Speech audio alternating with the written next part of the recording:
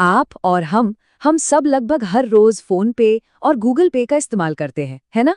लेकिन क्या कभी सोचा है कि ये वाकई में सबसे सेफ तरीका है? आज हम इसी पर बात करने वाले हैं कि कैसे आपके बैंक का अपना UPI app in third party app से एक बेहतर, एक ज्यादा सेफ ऑप्शन हो सकता है। देखिए, पैसा आपका है, तो सुरक्षा की जिम्मेदारी भी आपकी है और फैसला भी आपका ही होना चाहिए। इसीलिए इस वीडियो को अंत तक जरूर देखें।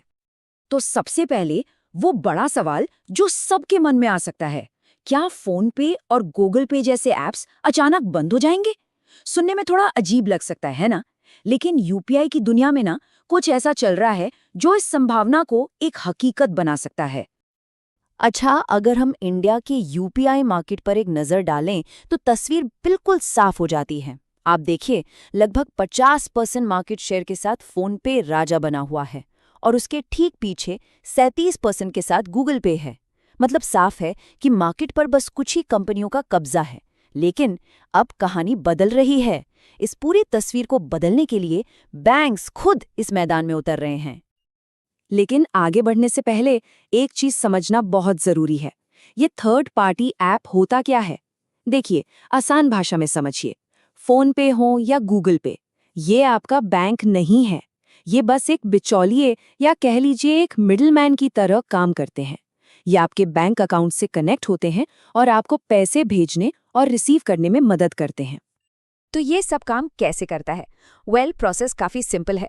आप ऐप डाउनलोड करते हैं, अपने बैंक को लिस्ट में से चुनते हैं और फिर अपने डेबिट कार्ड या आधार की डिटेल्स देकर परमिशन दे देते हैं और बस हो गया, आपका बैंक अकाउंट उस ऐप से लिंक हो जाता है। बल्कि आप तो जानते ही होंगे, एक ही ऐप में कई अलग-अलग बैंक अकाउंट्स भी जोड़ सकते हैं। और यहीं पर सबसे ज़रूरी, सबसे क्रिटिकल बात सामने आती है। मान लीजिए आपने किसी थर्ड पार्टी ऐप से पेमेंट किया और पैसा कहीं अटक गया, कोई भी प्रॉब्लम हो गई, तो आपका बैंक इसकी सीधी जिम्मेदारी नहीं लेता, बिल्कुल नहीं।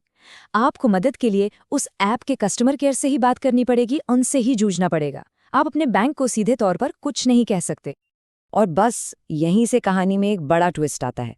अभी तक जो बैंक इन ऐप्स को सिर्फ पीछे से सपोर्ट कर रहे थे, वो अब डायरेक्ट कंपटीशन में उतर आए हैं।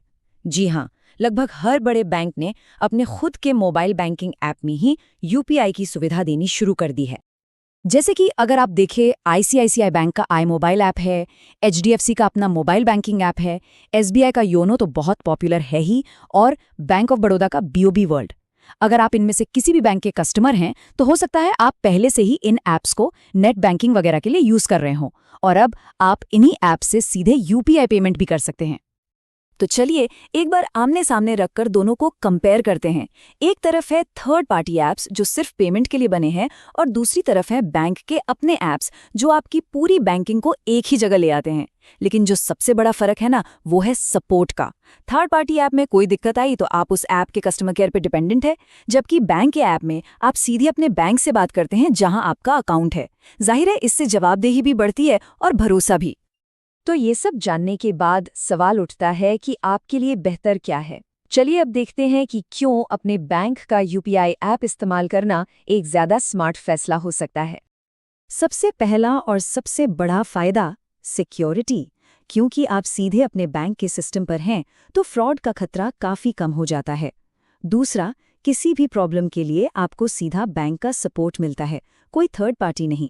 और साथ ही एक ही ऐप में आपको यूपीआई के अलावा net banking, loan, FD, SIP मतलब सारी बैंकिंग फैसिलिटीज मिल जाती हैं। इससे बार बार अलग अलग ऐप्स खोलने का झंझट भी खत्म हो जाता है। देखिए, इसका मतलब ये बिल्कुल नहीं है कि फ़ोन पे या गूगल पे खराब है, वो अपनी जगह पर बहुत यूज़फुल है, इसमें कोई शक नहीं। लेकिन हाँ, जब बात सेफ्टी की आती है और एक कंप्लीट बैंकिंग एक्सपीरियंस की आती है, तो आपके बैंक का अपना ऐप एक ज़्यादा मजबूत और भरोसेमंद ऑप्शन बनकर सामने आता है।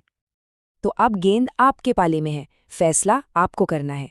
क्या आप सुविधा को चुनेंगे या फिर सेफ्टी और एक बेहतर इंटीग्रेटेड बैंकिंग एक्सपीरियंस के लिए अपने बैंक के ऐप पर स्विच करेंगे? ऐसी ही जानकारी के लिए सब्सक्राइब कीजिए ऑल कैन स्टडी को। Thank you. तो चलिए नेक्स्ट वीडियो पर मिलते हैं।